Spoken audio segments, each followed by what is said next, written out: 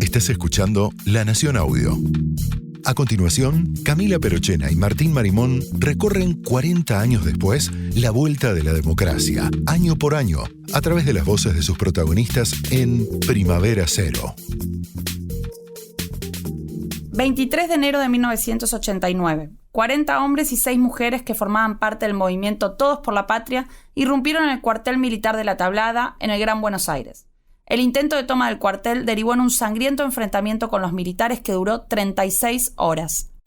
Sigue el enfrentamiento y las detonaciones de armas largas. ¿Cómo te sentís? Bien. ¿Dónde te pegaron? ¿Qué fue, una 22? Entrada y salida. Lo dejás tranquilo, por favor. Son las 8:30 de la mañana y los civiles resisten en el interior del regimiento. Cuidado que los soldados están tomando posiciones.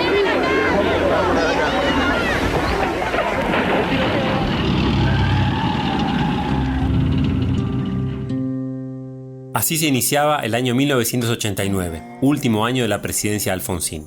Un año muy duro en lo militar, en lo político y en lo económico. A la toma de La Tablada le continuó la campaña presidencial que coronó a Menem como ganador. Luego se disparó la inflación, llegando a una hiper que obligó a adelantar 6 meses la transición presidencial. En este último episodio, la primavera democrática se convirtió en un crudo invierno. Bienvenidos a Primavera Cero, un podcast de La Nación y la Universidad Torcuato Di Tella que recorre la historia de la democracia argentina. Yo soy Camila Perochena. Y yo soy Martín Marimón.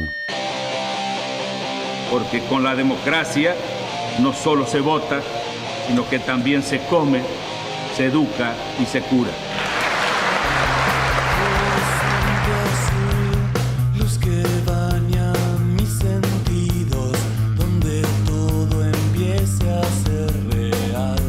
Hoy podemos todos dar gracias a Dios. La casa está en orden y no hay sangre en la Argentina. Señores jueces, quiero renunciar expresamente a toda pretensión de originalidad para cerrar esta requisitoria. Quiero utilizar una frase que no me pertenece, porque pertenece ya a todo el pueblo argentino. Señores jueces, nunca más. Silencio en la sala.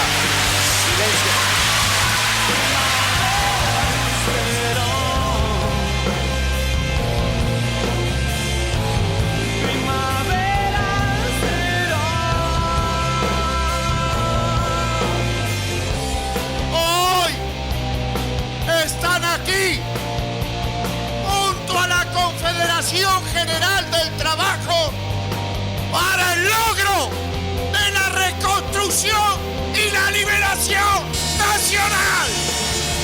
Ahí lo tiene Maradona, lo marcan dos, pisa la pelota Maradona, arranca por la derecha el genio del fútbol mundial, y es el tercer para Borruchaga, siempre Maradona, genio,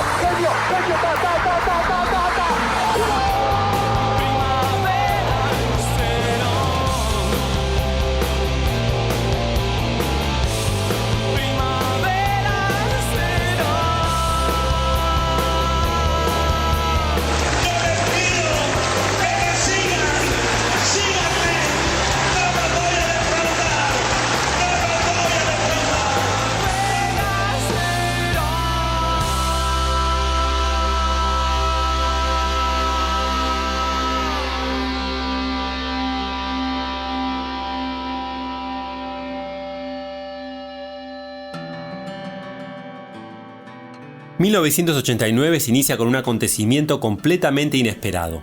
Un grupo armado de izquierda que se identificaba como Movimiento Todos por la Patria intentó tomar un cuartel militar. Ese movimiento nucleaba a muchos antiguos militantes del ERP, junto con gente de otras fuerzas políticas de izquierda, y era liderado por el ex ERP Enrique Gorriarán Merlo. La mañana del 23 de enero robaron un camión de Coca-Cola y entraron en el cuartel. Mientras realizaban la operación, los atacantes simularon ser carapintadas y arrojaron volantes de un agrupamiento ficticio que se llamaba Nuevo Ejército Argentino al grito de ¡Viva Rico! Creían que la toma iba a ser rápida, pero no fue así. En este camión y en 7 vehículos hicieron su ingreso 40 civiles, quienes tras enfrentarse con la Guardia Militar penetraron en este regimiento. Aquí en el camino de Cintura prácticamente puede decirse que comenzó todo. El conductor de un camión distribuidor de gaseosa se vio obligado a detenerse frente al semáforo. Los uniformados se suben arriba del camión, se hace cargo del volante uno, se lo llevan al camión y atrás de ellos sale una caravana de de autos. ¿Qué decían? Viva Rico, decían, viva Rico. Y tiraron un montón de panfletos. Se inició una batalla entre los guerrilleros y los militares que incluyó la movilización de tanques y que duró 1 día y medio. Mira abajo. Sí. Es impresionante.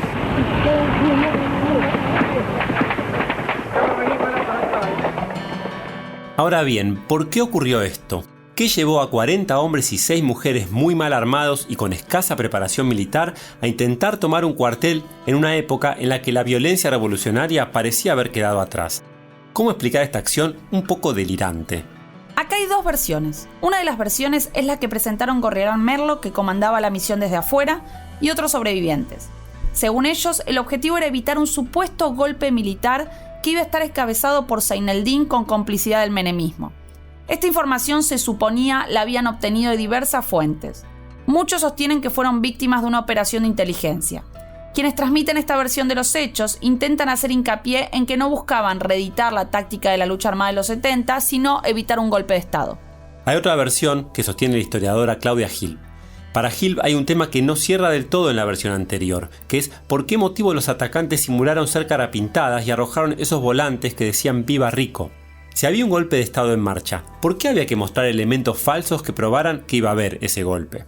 La hipótesis de Gil es que lo que trataron los miembros del MTP fue montar una escena en la que se representara un golpe inexistente y que si ellos aparecían como quienes habían podido evitarlo, iban a poder salir del cuartel con tanques hacia Plaza de Mayo y encabezar así una insurrección popular.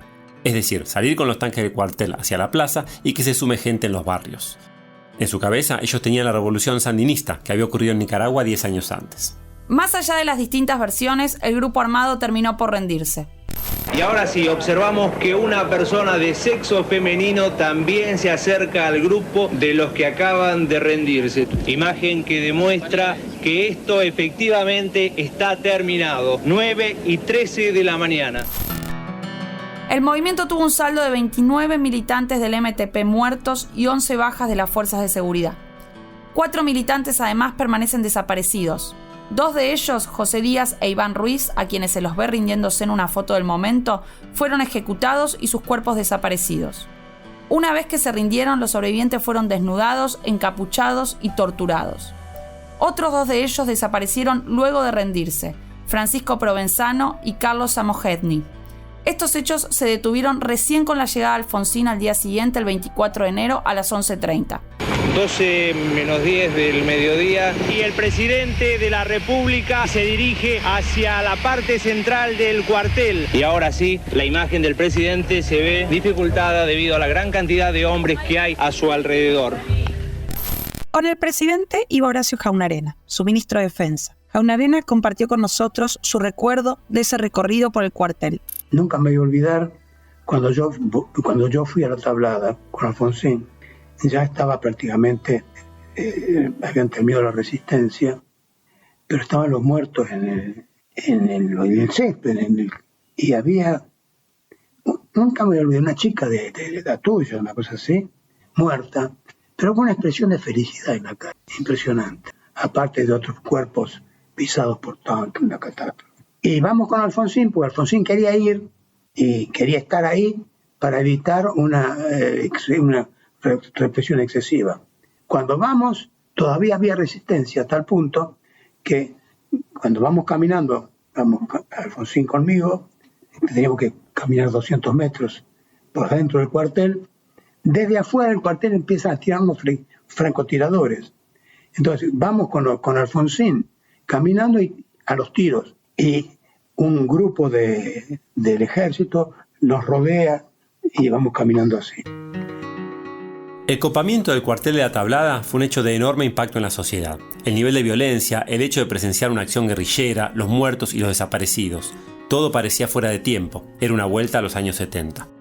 Así recuerda las sensaciones que vivió en su entorno familiar la documentalista Virginia Croato, hija de un militante desaparecido en los años 70 y más adelante miembro de la agrupación Hijos. Mi hija se pone de novia con Daniel Rollano, que era militante del movimiento Todos por la Patria. Y luego él se va del movimiento, ¿no? Cuando empieza como a ponerse un poco más así como alguna idea. No sé si él sabía, me parece que no, él falleció en un accidente. No sé si él sabía que iban a tomar el cuartel, que fue un tiempo antes. O sea, el MTP se rompe, digamos, y Daniel se va con la ruptura, ¿no? Pero lo que te quiero decir es que en mi casa igual fue como si se viviera como un retroceso. O sea, yo tengo el recuerdo de mi mamá guardando libros, aún cuando Daniel no tenía nada que ver, digamos, con el grupo que había entrado en la tablada, guardando libros que en la escuela donde él trabajaba, en la escuela en Soldati, le dijera que tenía miedo de que Daniel, como que pensaba que lo había matado en el cuartel, ¿no? Como el fantasma, digamos, de la represión volvió a surgir. Me acuerdo de alguna etapa de Clarín de que Alfonsín volvía con leyes represivas, ¿no? Fue, más allá de la cuestión de la tablada, que yo no sé tanto en profundidad, lo que sí me acuerdo es la sensación de terror, ¿no? Y yo estaba en Punta del Este con mi tía, que es la hermana de mi papá, que otro pasaje económico, y me acuerdo las frases de la gente, de lo que decían en la playa, los amigos de mi tía, por ejemplo. Y entonces era terrible. Yo era chica, tenía 12 años, creo, pero había como la sensación de que qué bueno que les pesaron la cabeza, ¿no? Había una sensación que, bueno, por eso la dictadura fue posible. Porque era un horror lo que había pasado, pero era un horror también nuestra respuesta, digamos, ¿no? Como sociedad a eso. En el plano político, el 89 era un año de elecciones. Por la propia crisis económica, el gobierno decidió adelantar el calendario electoral de la fecha inicial de octubre a mayo. Como no había reelección, necesariamente el poder recaería en algún candidato nuevo. ¿Quiénes fueron esos candidatos? Por el radicalismo iba Eduardo Angelós, por el peronismo Carlos Menem. Ambos eran gobernadores, Angelós de Córdoba y Menem de La Rioja. Hubo también otros candidatos que iban del liberalismo al Sogaray a la izquierda socialista de Néstor Vicente, pero la gran mayoría de los votos se los disputaban radicales y peronistas. A principios de año, el gobierno mantenía todavía alguna expectativa de revertir las sucesivas crisis que había atravesado y de lograr un triunfo. Para eso, Angelós parecía una buena carta. Como gobernador de Córdoba había obtenido una sólida reelección en 1987. Y, aunque provenía de una facción opuesta al alfonsinismo, Angelós era visto por el gobierno como un candidato conveniente. En el contexto de crisis económica que se vivía, representaba un radicalismo más hacia la derecha, con ideas de reforma liberales y con buena relación con el empresariado. No debemos votar con la bronca de hoy. Debemos votar por la estabilidad de mañana. Debemos votar por el cambio, pero no cambio a cualquier precio.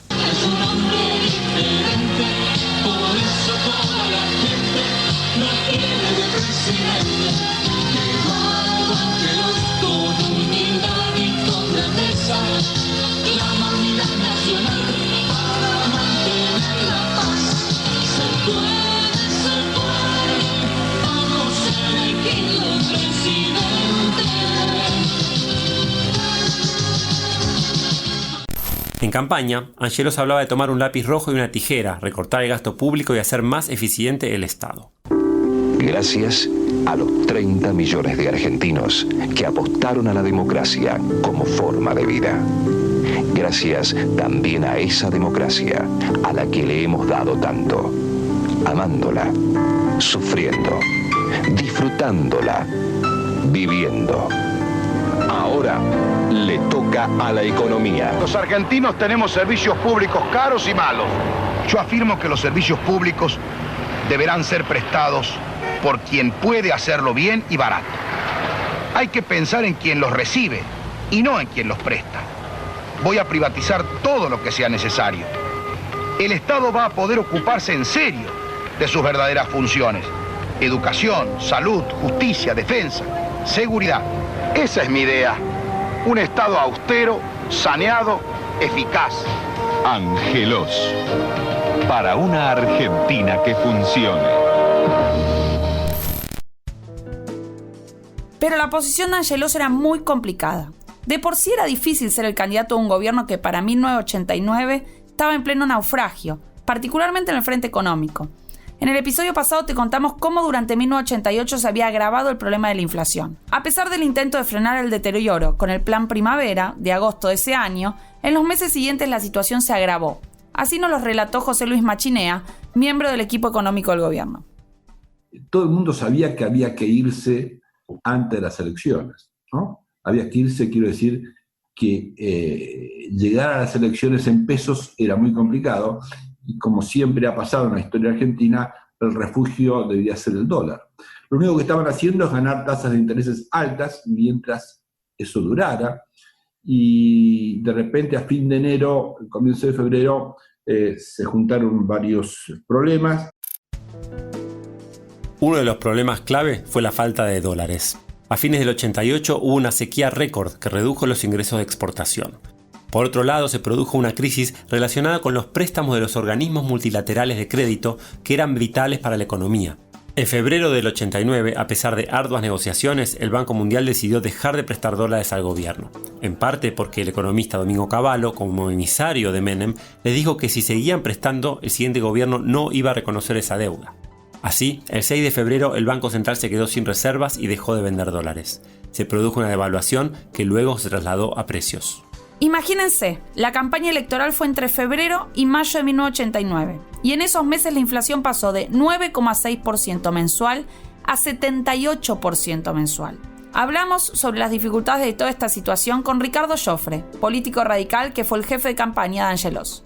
Usted sabe lo que es estar en una campaña donde lo único que recibía todos los días eran palazos por la inflación, esto y lo otro. Era muy difícil. Y particularmente los últimos 3 meses, cuando se produce la evaluación de febrero del 89, cuando se produce aquella evaluación ese domingo, que Angelos estaba en Europa y me llama el 0 de octubre. Mira, Ricardo, estoy acá en el Banco Central, se va a retirar mañana de la venta de dólares. Bueno, me estás anunciando la devaluación. Dije, Marcelo, se acabó la campaña. ¿Era posible para el gobierno ganar las elecciones en esa coyuntura? Parecía difícil, y a eso se le sumaron otros problemas. En primer lugar, el propio perfil del candidato. Es cierto que con su discurso económico ortodoxo, Angelos intentaba diferenciarse del gobierno, pero tampoco era posible diferenciarse tanto. No solo era Angelos el candidato del gobierno, sino que su candidato a vicepresidente, Juan Manuel Casella, era un político bonaerense de extrema confianza de Alfonsín. Además, como recuerda Joffre, la propia relación de Angelos con Alfonsín era muy ambivalente. Angelos quería y no quería, porque tenía frente a Alfonsín una relación muy particular. Angelos tenía eso, tenía un debate entre su relación con el partido, su lealtad al partido, su deseo de diferenciarse de Alfonsín, porque además en muchas cosas se diferenciaba, particularmente en toda la política económica se hubieran diferenciado, y seguramente en la internacional unas cuantas cosas. Pero después estaba esa cosa que lo hacía como, diríamos, casi subordinarse a Alfonsín. Era difícil manejar esa relación, muy difícil. Agreguemos a esto el hecho de que Angelos no tenía un gran carisma, hasta el punto de que sus estrategas de campaña trataban de moderar este problema como podían. Recordando el acto de Alfonsín de Ferro, 30 de octubre del 83 fue, bueno, se lanzó la campaña en octubre del 88. Lo hablaba Alfonsín y lo hablaba Angelos. Entonces, nuestro temor es que Angelos no era un orador como lo era Alfonsín. Entonces iba a hacer un acto con toda la cancha llena, etcétera, que lo aplastara él con su oratorio. Entonces yo fui a hablar con Alfonsín. Y le dije, mire Raúl, bueno, va a estar, usted va a hablar, perfecto. Yo le diría que usted, que es el mejor orador que tiene el partido, trate de no reverdecer esas virtudes porque lo deja más limitado. Angelos me entendió enseguida, me dije, Ricardo, no se preocupe. Yo voy a hablar 5 minutos y voy a hablar de la roca, que la roca es el radicalismo, algo que le había preparado un filólogo muy conocido, Eliseo Verón. Bueno, y así fue. El tipo cumplió perfectamente.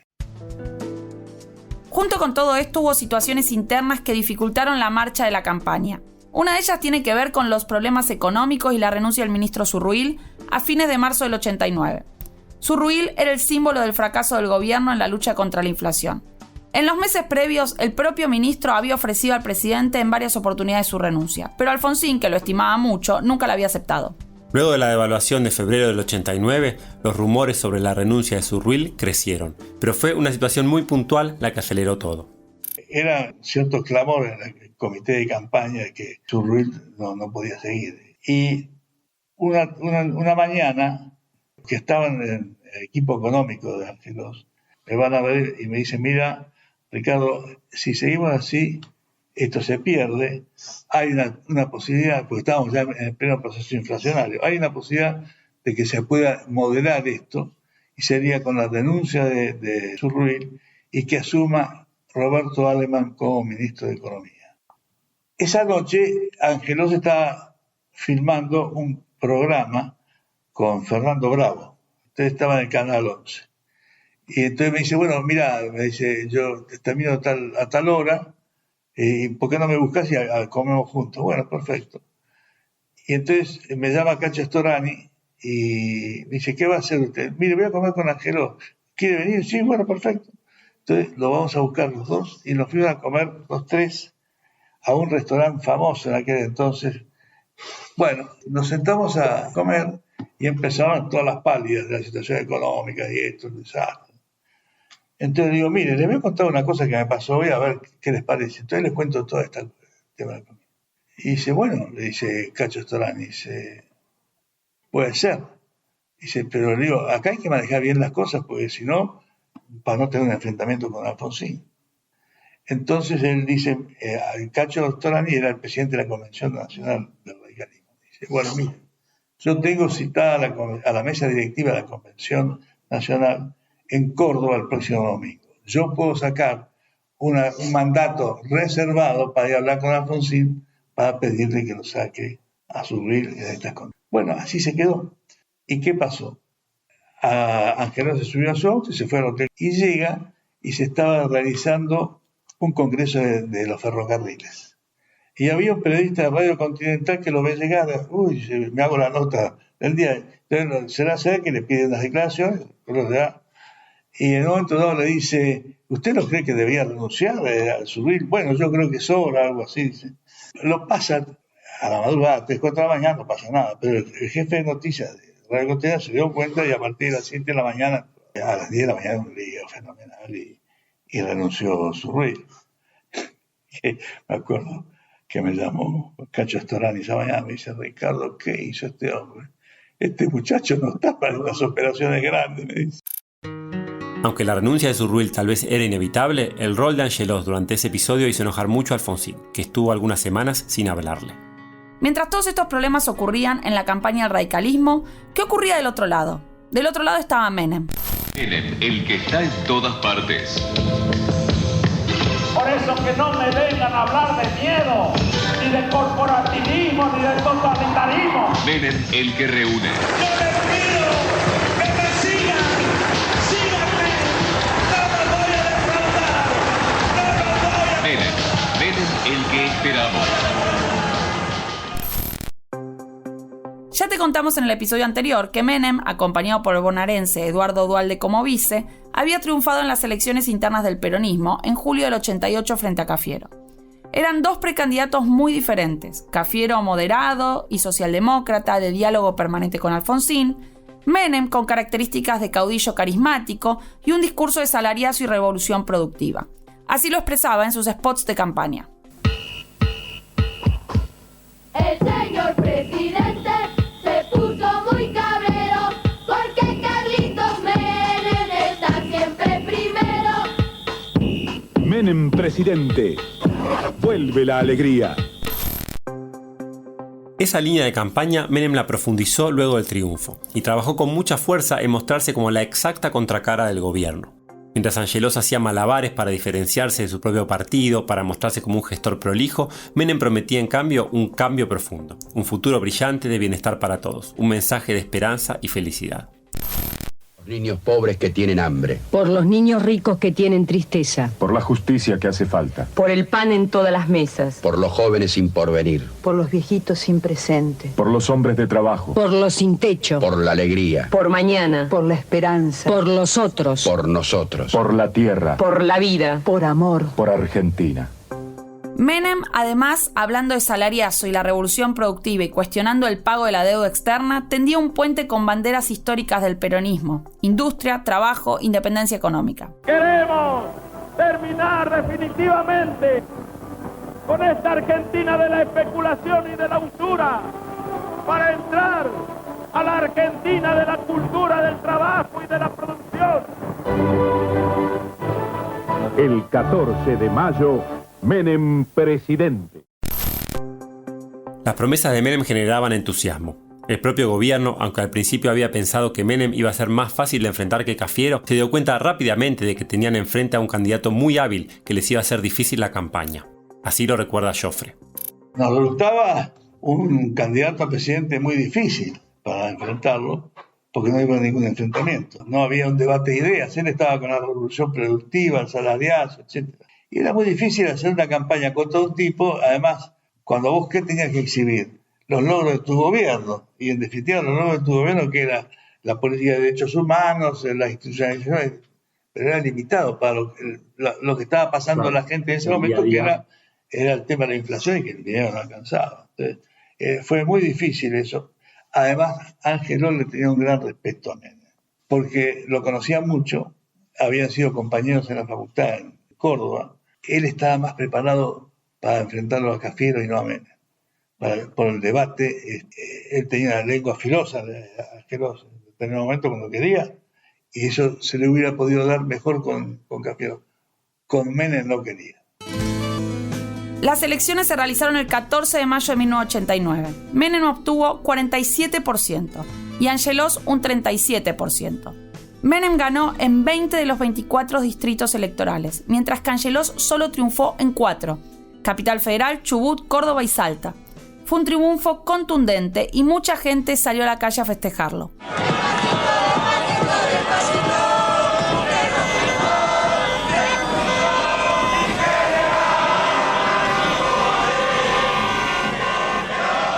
Se iniciaba una transición que aceleró todas las tensiones acumuladas en los meses previos y llevó a una de las mayores crisis económicas y sociales de la historia argentina.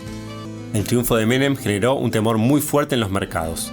La fuga del peso hacia el dólar continuó y los aumentos de precios se descontrolaron.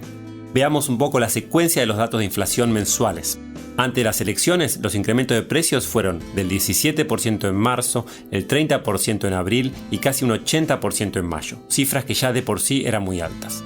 Pero después de las elecciones vino la debacle. Los números fueron, para junio, 115% mensual, para julio, 196%. Estos índices representaban una cifra interanual de 1.500% en junio y de más de 3.000 en julio. Era la hiperinflación. Precios, salarios, contratos, todo voló por los aires. La falta de referencias en todos los eslabones de la cadena de valor generó un desabastecimiento feroz. En mayo y junio hubo una ola de saqueos en los comercios de todas las grandes ciudades del país. La población estaba desesperada ante la imposibilidad de comprar los bienes más básicos.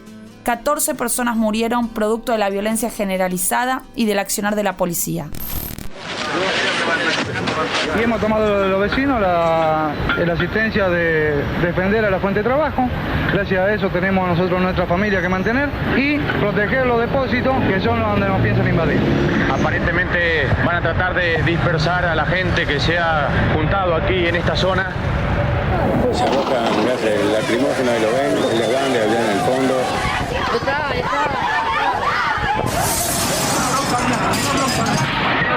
4:15 de la tarde y en el momento en que nosotros estábamos en el interior de este establecimiento se produce la invasión del mismo por la gente que desde hace rato estaba en el exterior viendo en qué forma podía penetrar.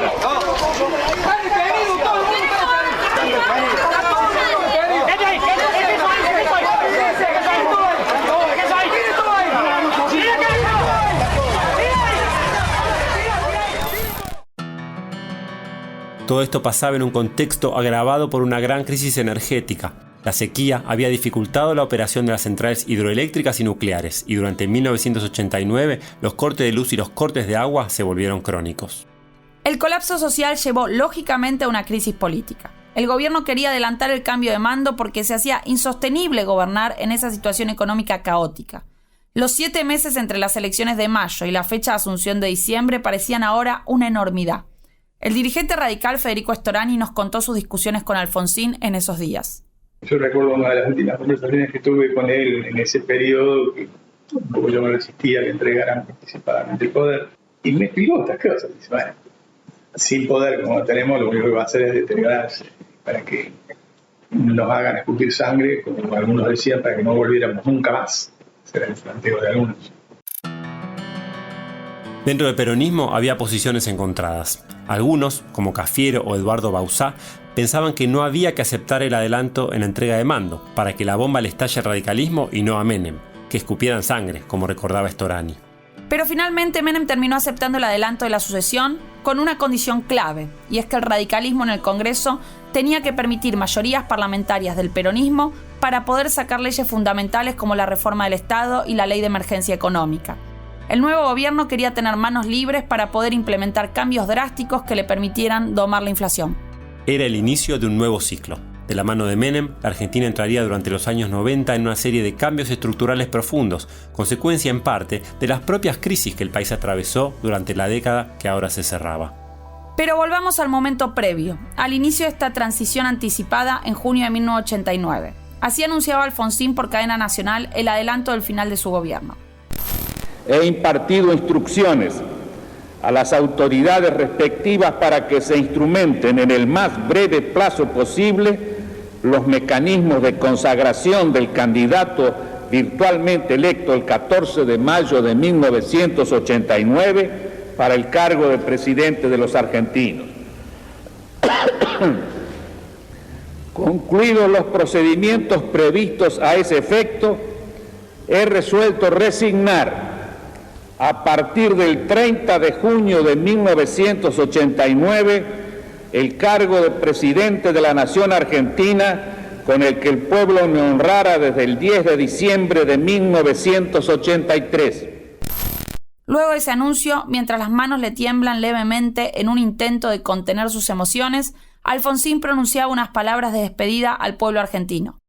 No alcanzo a imaginar qué palabras expresarían acabadamente mi gratitud hacia el pueblo argentino, que ha afrontado el esfuerzo, la responsabilidad y el protagonismo que exigieron en estos años la construcción de la democracia y de la estabilidad social. Ese es el límite, en verdad, de mi discurso. Resigno mi investidura presidencial, pero no declino mi responsabilidad ni abandono la lucha, que desde ahora continuaré en cualquier lugar en que esté y hasta tanto Dios me dé fuerzas para ello, en pos de los objetivos que tantas veces desde 1983 recordé a ustedes. Constituir la unión nacional, afianzar la justicia, consolidar la paz interior, proveer a la defensa común, promover el bienestar general y asegurar los beneficios de la libertad para nosotros, para nuestra posteridad y para todos los hombres del mundo que quieran habitar en el suelo argentino. Era el final de un ciclo. Alfonsín elegía terminarlo como lo había empezado allá por 1983, recitando ante su audiencia el preámbulo de la Constitución Nacional. Casa Rosada, Ciudad de Buenos Aires, 8 de julio de 1989. Asume el gobierno Carlos Menem. Quien le entrega la banda y el bastón presidencial es Raúl Alfonsín, presidente constitucional desde 1983. El doctor Raúl Ricardo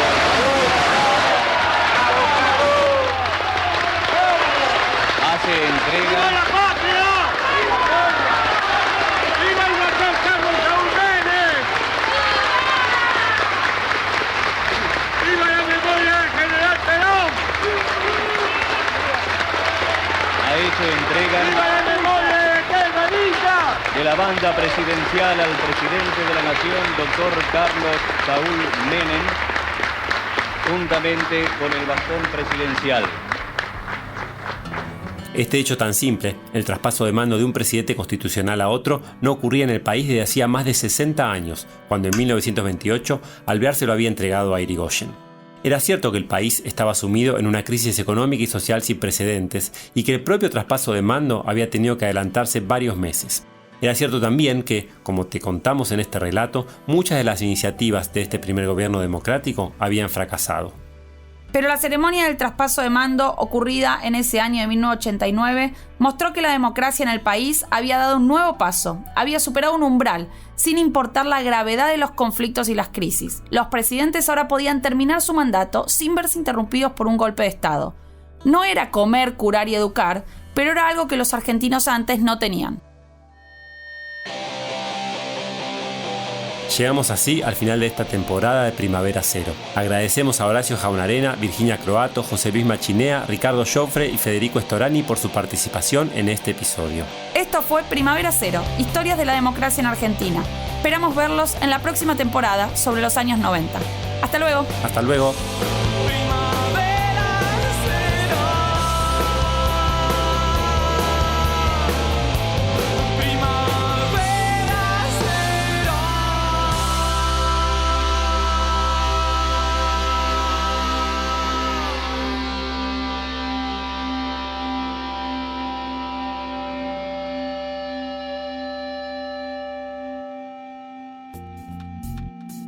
Esto fue Primavera Cero, con Camila Perochena y Martín Marimón.